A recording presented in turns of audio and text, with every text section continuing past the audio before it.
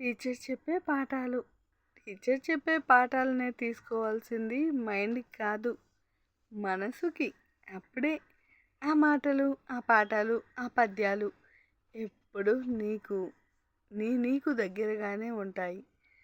అవసరమైన ప్రతిసారి తడుముకోకుండా మనసులో నుంచి తీసి పొదుపుగా వాడుకోవచ్చు. ఆమె చెప్పే పాఠాలే రేపు నువ్వు నడవబోయే దారికి మెట్లుగా ఉపయోగపడతాయి. ఒక్కసారి కళ్ళు మూసుకొని టీచర్ చెప్పే పాఠాలు మనసుతో విను. నీకే అర్థమవుతుంది. నిజంగా మనసుకి ఎంత మహత్యం ఉందో నీకే తెలుస్తుంది. ఒక్కసారి ఇలా ట్రై చెయ్యి. టీచర్ దృష్టిలో నిలిచిపో. టీచర్ అంటే ఇక్కడ జీవితం. ఆ తర్వాత కామెంట్ చేయడం మాత్రం మర్చిపోకండే. తప్పకుండా కామెంట్ చేయండి. నా ఛానల్ని కొత్తగా చూస్తున్నట్లయితే సబ్స్క్రైబ్ కూడా చేసుకోండి. Thank you for watching.